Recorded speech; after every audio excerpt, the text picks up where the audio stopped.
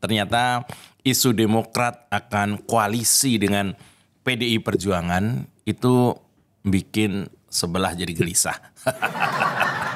Karena ada dalam rapat pleno DPP Demokrat hari Senin tanggal 4 September kemarin. Dalam momen itu AHY berbicara soal etika politik.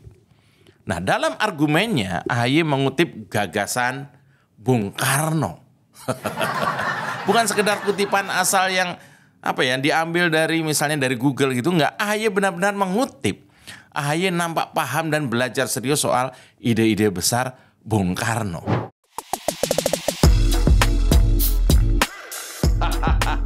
Buat apa basa-basi? Sekarang saatnya to the point bersama saya, Mas Jobray di YouTube.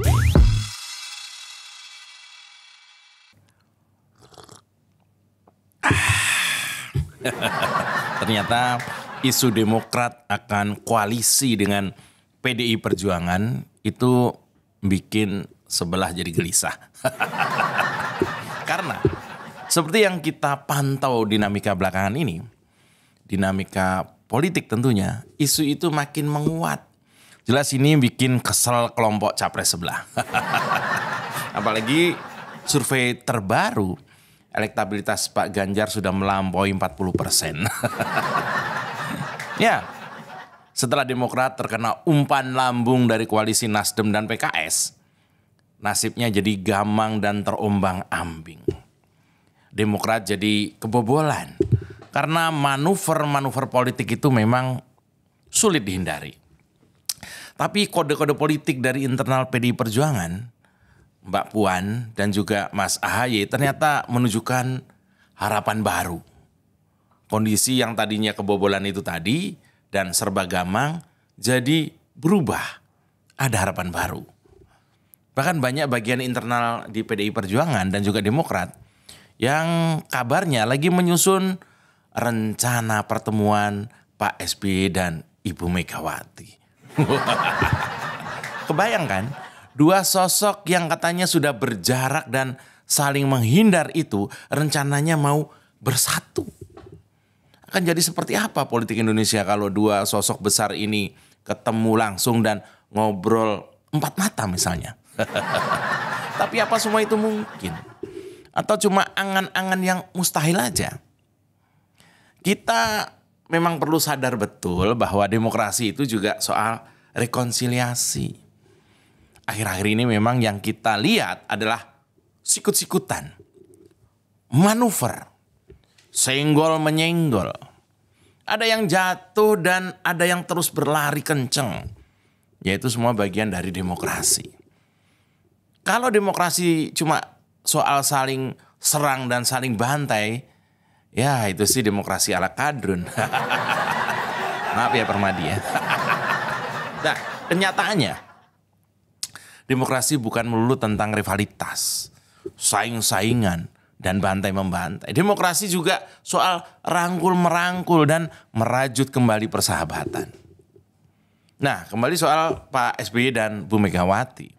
Kalau kita membayangkan dua sosok itu yang misalnya sampai ngopi bareng gitu, mungkin masih gak kebayang ya. Tapi faktanya Mbak Puan dan Mas AHY beberapa kali sempat ketemu dan ngobrol bareng. Hubungan Mas AHY dan Mbak Puan memang baik-baik saja. Bulan Juni lalu mereka jalan santai bareng di Senayan, di hutan kota kalau nggak salah. Mereka salaman dan dikelilingi obrolan santai bersama para tokoh partai PDI Perjuangan dan juga Demokrat. Dan nggak cuma berhenti di momen itu, kemarin tanggal 10 Agustus kemarin itu ya, Mbak Puan juga datang di ulang tahunnya Mas AHY yang ke-45. Acara peluncuran buku dan seni pertunjukan itu gak kalah meriahnya sama kedatangan Bu Puan. Mereka bincang-bincang santai kayak dua teman lama yang gak ketemu. Ya, kalau melihat dua pertemuan itu rasanya kok makin mudah membayangkan suatu momen politik yang mesra antara Bu Mega dan Pak SBY. Momen politik. Padahal kita tahu perjumpaan dua tokoh ini digadang-gadang sebuah hal yang mustahil dulu. Banyak orang yang pesimis tadinya. Banyak orang yang cuma ketawa aja. Tapi demokrasi memang butuh yang namanya rekonsiliasi.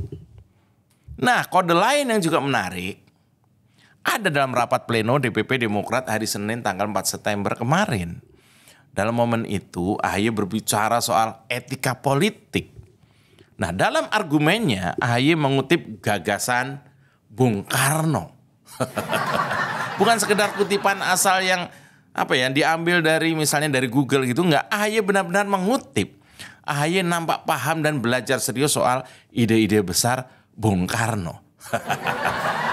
Nah, kalau kita bayangin Bu Megawati dan Pak SBY berjumpa, kita akan melihat demokrasi kita sedang berlari melejit.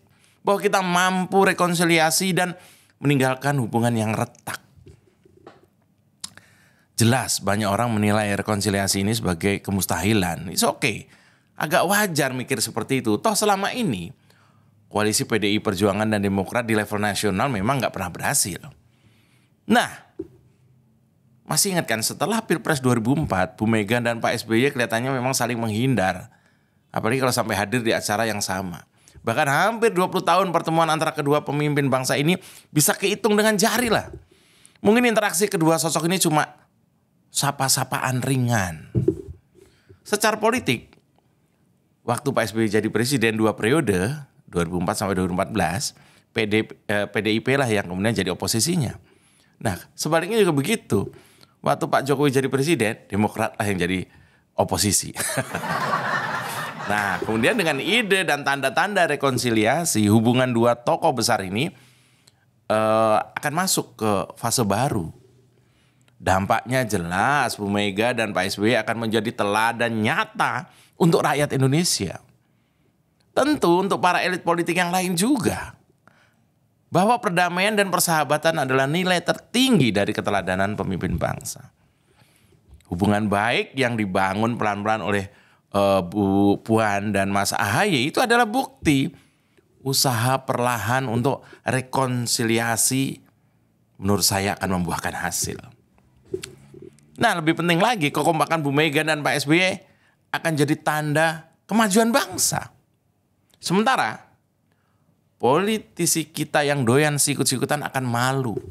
Apalagi politisi yang hobinya nyari-nyari keributan doang. Ya, standar kedewasaan berpolitik bangsa ini akan disimbolkan dengan misalnya bertemunya Bu Mega dan Pak SBY. Kebesaran hati mereka berdua membuktikan kedua sosok itu layak disebut sebagai ibu bangsa dan bapak bangsa. Bahwa kepentingan rakyat harus ada di atas egoisme masing-masing. Setelah ini, Pilpres 2024 jadi lebih seru. Karena Pilpres akan jadi ruang tanding politik yang sehat. Rekonsiliasi jadi fondasi yang membuat Pilpres seru dan hangat menurut saya. Koalisi Pak Ganjar akan dimasuki wajah baru juga. Membuat koalisi ini jadi makin seru dan dipenuhi wajah-wajah demokrasi yang hangat. Jelas kita nggak ada yang mau kualitas demokrasi bangsa ini persis kayak Pilpres 2019. Prabowo ada di dalamnya tuh. Kita nggak ada yang mau kembali ke masa-masa yang gelap itu.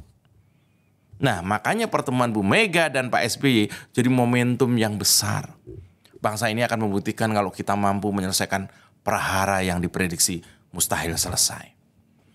Di sisi lain, elit-elit politik yang nggak mau beresin beban-beban masa lalu bakal malu, bos. Soalnya Bu Mega dan Pak SBY aja bisa menuntaskan masa lalunya. Terus kok masih ada sosok yang nggak mau beresin beban sejarahnya. Yang katanya kelam itu. Ya, kemajuan politik bangsa ini emang nggak mungkin tanpa beres-beres masa lalu. Nggak mungkin kita maju tanpa rekonsiliasi. Bu Mega sekaligus Pak SBY jadi bapak dan ibu bangsa yang membuktikan kedewasaannya. Sejarah akan mengenang mereka dengan wangi-wangian yang harum. Namanya akan dicatat dan diingat. Sampai kapanpun dua sosok itu akan jadi standar yang tinggi untuk pemimpin bangsa selanjutnya. Nah, kita sebagai rakyat awam nih akan menjadikan mereka teladan lah. Bahkan kita bisa menunggu dan mulai siap-siap ikut merayakan momentum politik ini. Kita akan sama-sama menyambut perubahan dan rekonsiliasi sebagai bangsa. Kita tunggu dan akan kita rayakan. Selamat bergabung Demokrat dalam koalisi PDI Perjuangan. Semoga saja saya Mas Jopray aman kan?